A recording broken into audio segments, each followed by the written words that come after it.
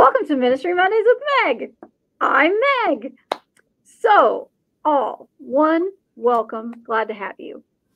If this is your first time, one, where have you been? Two, glad to have you. So, today, my friend, I usually claim most of my guests as my friend, but this one, fun fact, we were in ministry together. Well, yeah, not at the same time, in upstate New York. Yes. Both serving as pastors at different churches, but my friend, and so glad to have you on the podcast, Tamara Jackson. Yay. One day I will get confetti, like a thing. I actually asked the people that do this. I was like, could you make like a confetti? It'd be awesome. Yeah, absolutely. Anyway. Well, consider not know that I'm happy to be with you. Yeah. And this is a long overdue reunion. It is. It is. So for people who don't know you, why don't you tell everybody a little bit about you, what you do, and we'll just go from there. Sure. So I am Tamara Jackson, Reverend Tamara Jackson, still in it right, even though I always say I'm a retired pastor. But they always say all equally that you never retire from ministry. It just evolves into something else. And that's exactly what it has. So I also am a licensed clinical social worker. So I work with individuals therapeutically to kind of journey through them to neutralize their trauma. And that's trauma, whether it's a capital T or a lowercase t.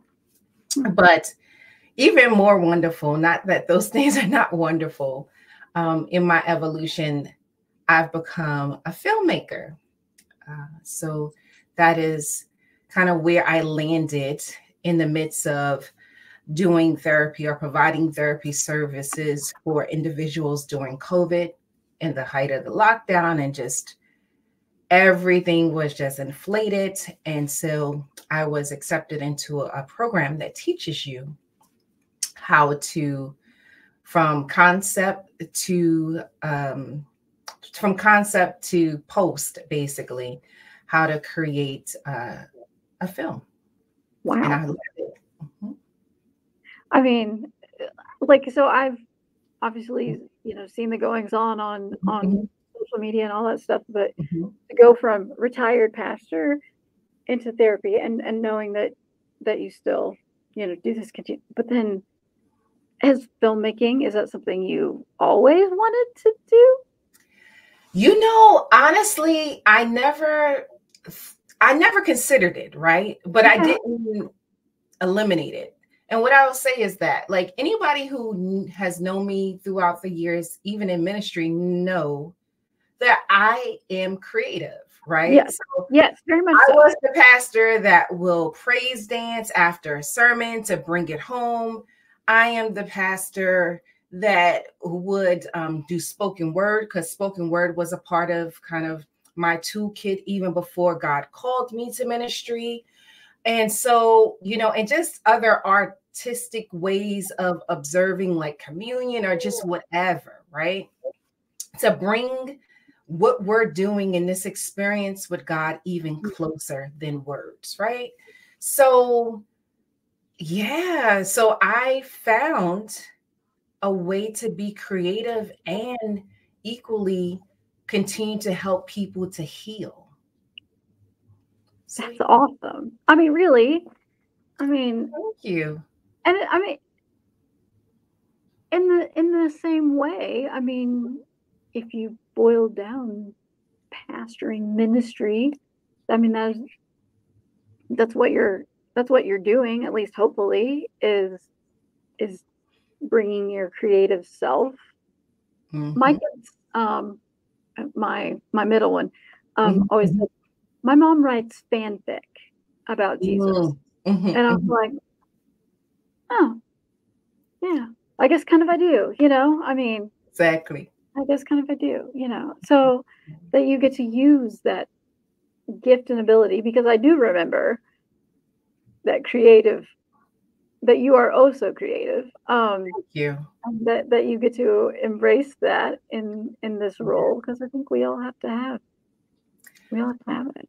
I know So I do. I don't know if we all have to be honest. I allow people to be who they are authentically, but I authentically am a creative. And it feels so good, I have to say, not to be boxed in. yeah. Right? Not to be boxed in into anybody's perception or what they think a pastor should be or how ministry should be, but just authentically show up the way God has called me to show up, Yeah. and for people that God has called me to show up for. So, yeah, there has been a lot of freedom. And just to put it out there, I have always had the social work background. I was always both, even though I came as a settled Yeah. pastor, 100% pastoring, but I've always been both. Yeah. Yeah, Yeah. always been both. Mhm. So you retired from pastoring, you Yes. faced filmmaking, and are you behind the camera, in front of the camera, writing the script, all of the things, or Yes, I am in the thick of it all. So with my short film, which is called Black Cases, I featured in it, but I also was behind the camera. And with my documentary, again, I am in it. The Invitation is what it's called, and it journeys with a group of women living with autoimmune disease. And I always say it's not so much about them living with autoimmune disease as much as it features the choices that they made to thrive in spite of. So it's very inspirational, very affirming to voices not often heard in documentaries across the board, let alone health. So yeah, it's a beautiful array of women. Yeah, telling their experiences in their words, bringing you close, hearing their heartbeats, as I like to say. Mhm. so why autoimmune? Sure. So twofold. The first reason, it starts with me. So in the thick of the pandemic and we were in the lockdown, I was diagnosed with rheumatoid arthritis. So now we're in a lockdown. I'm in this very stress-filled job. Maybe that's an understatement how stressed I was during that time. And, now the ask of clinicians is even higher. But my body is doing all of these things. And so I had started testing even before the lockdown. And it does take, I'll tell anybody, it takes a long time to get properly diagnosed with the autoimmune disease. And even more, women, it takes even longer for women to be diagnosed. So statistically, men are diagnosed 10 months to a year or so, a year plus earlier than women. So just put that out there. So, I was diagnosed November of the lockdown. And Okay. so, yeah, it was just a hard time. And now, there is no community. There already, it already is hard to find resources and things of that nature. So really it started with me. But as I began to talk to my friends, I realized how prevalent it was, because a lot of people I was connected to also have been diagnosed with autoimmune diseases. And so it just sparked my curiosity. I said, I want to do a film about this. And at the time, I didn't know how to do a documentary, but what I did do is ask everybody to, keep voice memos or take pictures, because I had some friends that had been hospitalized at different stages of their journey, so all of these things. And so, yeah, all of those things, all of that archival footage. I mean, yes, there are interviews with us. However, it really started from journaling about our journeys. Okay. So that's why. Yeah. So I was going to say, and really quick, and just so people know why women that I highlighted is because autoimmune disease affects us nearly 80% compared to men. Like really, yeah, it affects us. And if I'm not mistaken, it's the third leading cause of death in women. So it really affects us. It is really, we were in a pandemic, but in that pandemic, I learned that I was part of an epidemic. And not enough is being said about that. and that whole the differentiation between men getting diagnosed and women is just that's staggering. How much difference? What do you say? A year and a half or something like that? Yeah, 10 months to a year plus. Absolutely. And timing is key, right? Because we enter in the progression of these diseases is important as well. One, it matters, you know, in our ability to stabilize, but equally, some of these diseases can really, dare I say, they can have you die. Yeah. And that's the reality of it. You can become debilitated in such a way to eventually pass away, or it affects organs and, you know, things of that nature. Because we're talking about, when we're talking about autoimmune disease, we're talking about inflammation. And not inflammation, oh, my leg is a little swollen, inflammation of your organs. That's a big problem. Yeah. Is it so? It wasn't like your primary care said, I think you might. No, You had to it's do not all even on your own. exactly, because some people's like, oh, why doesn't it show up in kind of my annual, you know, labs and stuff? But it's not something that is tested for in your annual labs. It is a very specialized grouping of tests. So I tell people all the time, like, if you're experiencing, you know, I can't say one thing because autoimmune disease is a lot of things, right? But if you're experiencing and you know it's beyond your normal, air quotes, right? And it just don't feel right, don't just take no for an answer or you'll be all right. Ask for an extended test. And that usually is done by a rheumatologist or I believe an endocrinologist. Okay. Definitely a rheumatologist. And I tell any woman, I'm going to just put it out there. You have never given so much blood in your life, not even when we were bearing children. However, it is worth it. From soup to nuts, it will be tested and you will be diagnosed. So you filmed this, right? You've got a short and you've got this documentary. A short documentary, which is, you know, finishing up its run in film festivals, which it did very well. And I'm grateful because it expanded awareness. And that was really the purpose of me putting the invitation out. And so now, I'm sorry. No, I was just saying, like, does somebody come behind you and like, you like funding? Like, how do you even? Is this all on you? Is this how does that? Great question, Meg. So let me just be clear. Right now, yes, I have an impact campaign, right? So on Instagram and Facebook, it's like at the first phase. So at this point on Instagram and on Facebook, if you go to the invitation documentary, you will get tips and encouragement, and you'll see interviews and just different things to help empower you in this journey, or even for those who have loved ones who are diagnosed, you know, to get tips, right? And equally, if you go to tamararjackson.com, you will find a one sheet for helpful tips with individuals who are newly diagnosed.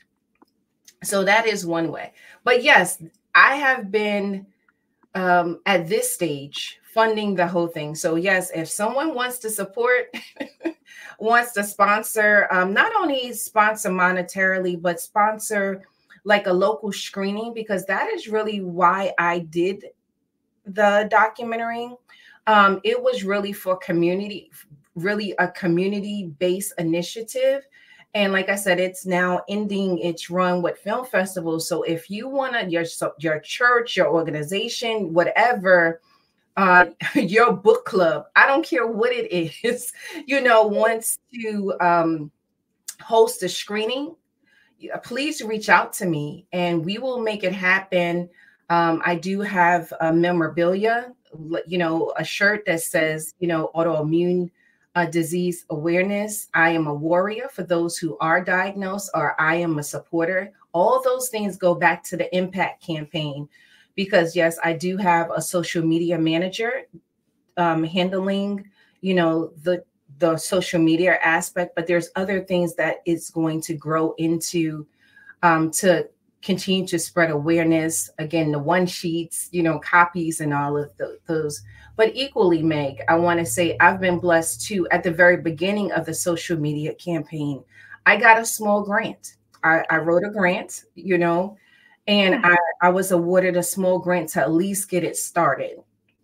Now we're way past what that grant did, but I am grateful because what they say, as my mom would say, ne'er beats air, and every little bit counts. So, So when it does, you said it's doing its film festival run right now. So yes.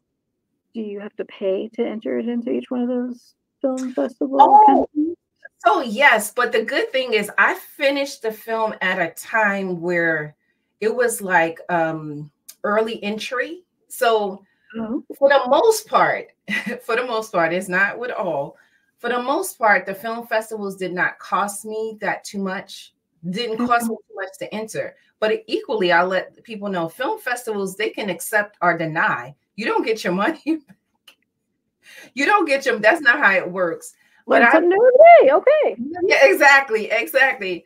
But you don't get your money back. But it's still, whether someone accepted the film or denied the film, it still was more eyes on the film. And I'm grateful for that. And for the festivals that have accepted the films, I have been blessed to attend in person, most of all of it. And so that too helps me promote, because they usually have like a little talk back or something. And so you could ask, people in the audience could ask questions, or you could just tell them about your inspiration. Again, I'm usually always wearing the shirt, again, to promote. And equally, it has created this networking opportunity that has been bigger. Because again, this is about advocacy. This is about spreading the word, pretty much. Because like I said, most people don't know the prevalence of autoimmune disease. They don't know, so yeah. Wow. Yeah. This is so cool. I mean, thank you. I hope that you have to have gone through it, but also that to use this thing that has affected your life, to spread awareness is fantastic. It's fantastic.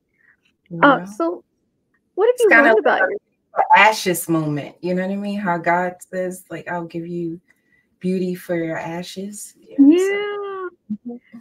What have you learned about yourself in this process? Wow. I have learned so much. I have learned unapologetically to be me. And what I mean by that is just to tap back into particularly pastoring for a moment.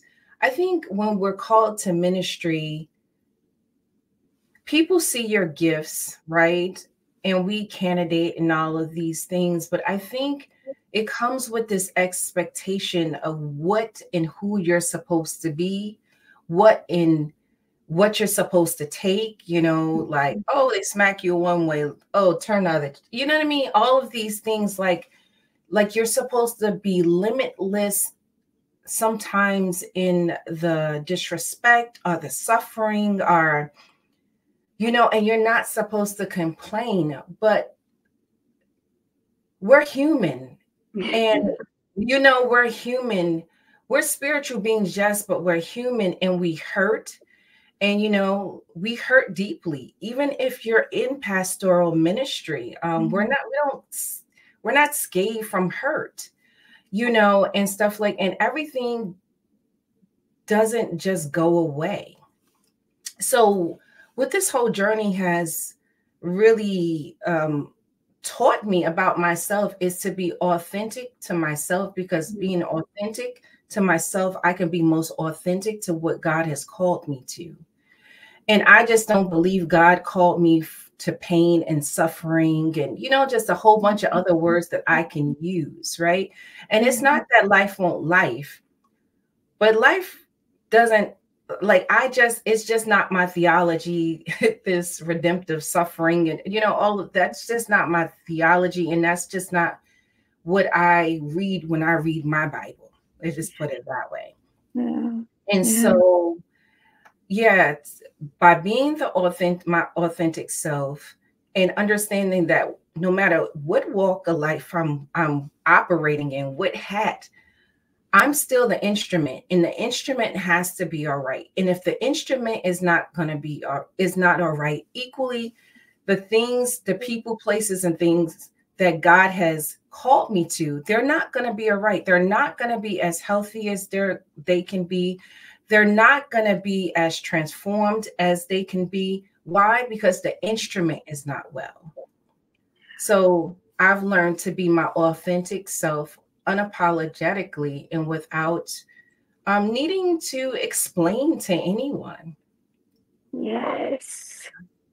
The needing to justify why I am who I am. Exactly. I have the right to be just as God has called me to be. Yeah. So what comes next? So what comes next? Again, I'm putting out my clarion call for community engagements. So please get in contact with me.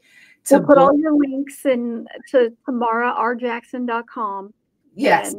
And your Facebook stuff. We can do all that for those who are watching or listening in the show notes. We'll put that there as the usual. But yeah, so community engagement. But equally, what comes next is, like I said, the screenings, but I have other projects in the works. I have other scripts that I desire to produce. But as you said, these things cost money. And, you know, as an indie artist, you know, you have to wait to accumulate the money to, you know, sometimes put projects out. So again, if people want to sponsor some of these projects, I will happily send you a proposal, give you an outline of kind of the subject matter. But really, it's, you know, to stay creative, you know, stay in healing space so that I can continue to cultivate healing spaces for others, because I still am a therapist and I still see individuals and journey with them. And that is a joy. That is a joy, even though I am transitioning to do more workshops. So again, another opportunity, bring me to wherever. I'll do a workshop for you about wellness. It doesn't even have to be about autoimmune disease, because we have to be healthy. You know, there's a lot about mental health, a lot about mindfulness. You know, all these things that we're hearing in the media are just floating around. But these things, our wellness is key, even as we seek to serve. You know, you have to be okay. The more okay you are, the better you are for people you are called to. Yeah. That's, it's beautiful. Thank you. Folks, I will put all this information in the show notes so that you can get a hold of my friend Tamara. Didn't I see like somewhere that you were in the Philly area recently doing a thing? Well, I had a screening at Scribe Video Center. And let me shout out Scribe. I have to Scribe. Yeah, I got 2 shout outs. I love Scribe. Quick. Yeah. Oh, yes. So Scribe is actually where I was accepted as one of their film scholars, right? And so throughout that year, again, just like the first program, which was held by Five Shorts, another organization in Philadelphia. So Five Shorts does it from the filmmaker's perspective, like I said, concept to post. But Scribe is more documentary, right? And so remember I said I didn't know how to do a documentary, but I knew I wanted to do it. And so I was accepted as one of their scholars.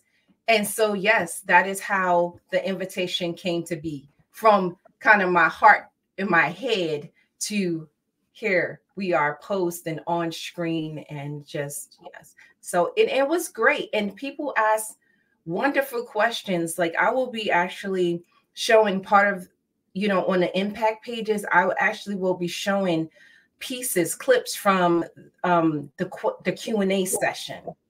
The Q&A sessions, let me tell y'all bring me. The Q&A sessions are live. That's when you really get, because, with film, you kind of restricted to a certain amount of time, or, how far you can go in a subject. But the conversation, that's the money shot. I always tell people that's where the money is. Yeah. That's where we really grow and expand and bring this conversation forward. So what would you tell somebody who's, I mean, don't want to put them in the exact same situation, but like thinks, Sure. I like this. How would I learn how to do something like this? What Filmmaking, or we're talking about autoimmune disease? Which way? I kind of like the idea of, you as a therapist, so you've got somebody who's been diagnosed. What would you, and they're looking for like a creative outlet. Sure. Where do they start? Start with whatever brings you joy. What I mean by it is, if you love to write, write. If you love to draw, draw. Heck, if you love exercise, walk. So start with whatever brings you joy, because for the writer, it helps you process your emotions. For the visual artist, it helps you, again, process your emotions. Even for the walker, there's ways to meditate. Like people always think meditation is close your eyes and just stillness. But sometimes meditation can be walking around your community and purposely chiming into the sounds of your community. Things that you don't normally pay attention to are specific colors that you see, especially we're getting ready to go into fall, you know what I mean? The colors of the leaves and, all of those things, like being intentional to pick one thing and pay attention to that. All of that is meditation. All of that stills the spirit and calms the mind, because that's another thing. With an autoimmune disease, stress exacerbates everything. I mean, heck, we know that across the board when we're talking about health. And so as much as possible that you can keep yourself centered and calm, the better you're going to be. The better the flare-ups, your experience of flare-ups is going to be. Yeah. Find that thing that brings you joy, which brings us to the joy question, because, this is like episode, I think, 72, I think. And this is the question. We gotta do a little dance for that. I know. And this is the question that I have asked in every episode, and everyone's answer has been different and unique, and it is, I mean, the thing that brings me joy, this, I love it. So, I mean, what is the thing that brings you joy? The thing that brings me joy these days is being able to show up in my own life the way I have shown up and continue to show up for others. The thing that it intertwined with that is there is nothing like seeing transformation in others in a way that is healthy for them and healthy for you. So that brings me joy, because it allows me, like I said, to show up in my own life. It allows me to be a better mother to my son. It allows me to be a better wife to my husband. It allows me to be a better friend to my friends in my community. It allows me to be a better advocate, therapist, or whatever the title is as I engage the community. Oh, it just makes me better. And equally with me being better, it makes everything that I am called to better. See, that's why I love that question. That's a beautiful question. I love that question too. And no matter where a person is, you know, faith-wise, you know, how they believe in a creator, I think it shows the creativity of our creator, that every single person finds that joy in a very different way. And I love it. Maybe one day I'll write a book or something. But hey, you put it out there, I'm gonna be your accountability partner. Okay. Well, not today. I know you got a dissertation to get through. I got a dissertation. Yeah. Everything in its proper season. That's right. That's right. So I'm so grateful for you, for your ministry, for all that you do, for giving people voice who didn't have one, who might not even feel like they deserve one. Be like, I have an autoimmune disorder. Why do I have the right to, you know, because everybody has a voice and everyone deserves to be heard. Absolutely. Absolutely. So I'm grateful for you for being that voice for those who didn't know that they had one, that they needed one, that all of those. So thank you. And thank you for this invitation. I'm grateful. I'm grateful for the reunion, and I'm definitely grateful for the invitation to talk about my project and just where I am now. You know, folks, get a hold of my friend tomorrow. I'll put all that information there, and if you need help finding her, I'll hook you up. It's not a problem. And you know, you can catch Ministry Mondays with Meg. Usually on Monday. Support. Yeah. Absolutely. Meg is doing a wonderful thing and bringing on some wonderful guests. And I'm not saying it just because I'm one, but yeah, it's always a privilege when individuals are given a healthy platform to, you know, speak about what they're doing, their blueprint in the world, you know. So thank you for your ministry. Thank you. This is important. And thank you, everybody, for being a part of the community and for supporting us. And we'll see you next time. Bye-bye.